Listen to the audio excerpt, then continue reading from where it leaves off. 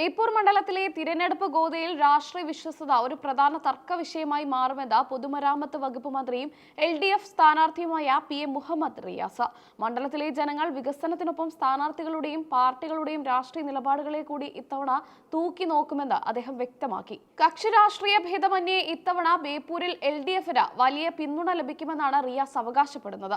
പാരമ്പര്യമായി UDFന് വോട്ട് ചെയ്യുന്ന കുടുംബങ്ങൾ പോലും ഇത്തവണത്തെ വികസന കുതിപ്പും സർക്കാരിന്റെ ഉറച്ച നിലപാടുകളും കണ്ട് LDFന് വോട്ട് ചെയ്യാൻ തീരുമാനിച്ചിട്ടുണ്ടെന്നും അദ്ദേഹം കൂട്ടിച്ചേർത്തു. സാധാരണക്കാരുടെ പ്രശ്നങ്ങളിൽ സജീവമായി ഇടപെടുന്ന സർക്കാരിനുള്ള അംഗീകാരമായിരിക്കും ഈ വോട്ടുകളെന്ന് അദ്ദേഹം വിശ്വസിക്കുന്നു. കോൺഗ്രസ് നിരന്തരം ഉന്നയിക്കുന്ന CPIM BJP ഡീൽ ആരോപണം ബേപ്പൂർ മണ്ഡലത്തിൽ ഒരു ചലനവും ഉണ്ടാക്കില്ലെന്ന് റിയാസ് തറപ്പിച്ചു പറഞ്ഞു.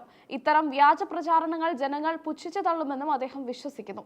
നമ്മളിപ്പോൾ ചവിട്ടുന്ന മണ്ണ് ബേപ്പൂരിലാണ്. ഇത് 1991 കോലീബി സഖ്യം കണ്ട മണ്ണാണെന്നായിരുന്നു അദ്ദേഹത്തിന്റെ മറുപടി.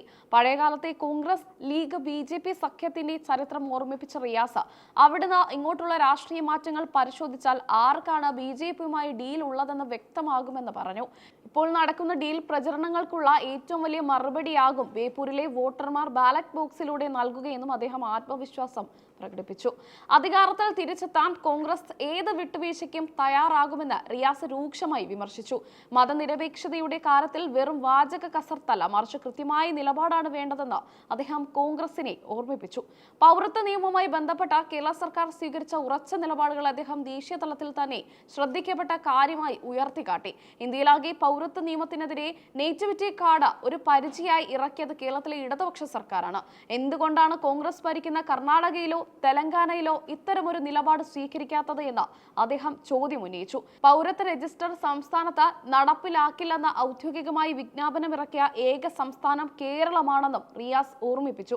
കായംകുളം LDF സ്ഥാനാർത്ഥി പ്രതിഭയ്ക്കെതിരെ വ്യക്തി അധിക്ഷേപങ്ങളെ റിയാസ് ശക്തമായി അപലപിച്ചു.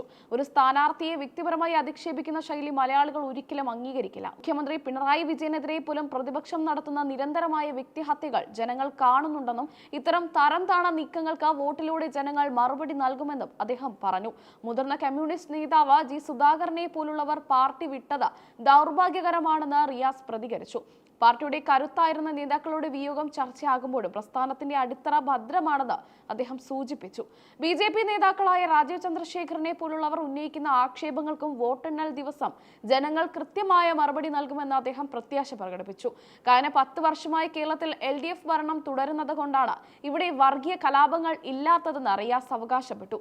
ഭിന്നിപ്പിക്കാനുള്ള ശ്രമങ്ങളെ സർക്കാർ ഉശിരോടെ നേരിട്ടു. ഇന്ത്യൻ മതനിരപേക്ഷതയുടെ തലസ്ഥാനമാണ് കേരളമെന്നും ആ പൈതൃകം കാത്തു സൂക്ഷിക്കാൻ LDFന് മാത്രമേ കഴിയൂ എന്നും അദ്ദേഹം കൂട്ടിച്ചേർത്തു. ബേപ്പൂരിലെ വോട്ടർമാർ വികസനത്തിനൊപ്പമാണോ അതോ രാഷ്ട്രീയ ആരോപണങ്ങൾക്കൊപ്പമാണോ എന്ന് വരും ദിവസങ്ങളിൽ വ്യക്തമാകും. റിയാസിന്റെ പ്രസ്താവനകൾ മണ്ഡലത്തിലെ രാഷ്ട്രീയ അന്തരീക്ഷത്തെ കൂടുതൽ ചൂട് പിടിപ്പിച്ചിരിക്കുകയാണ്. താഴെത്തട്ടിലുള്ള പ്രവർത്തകർ ആവേശത്തോടെയാണ് ഈ വാക്കുകളെ ഏറ്റെടുത്തിരിക്കുന്നത്.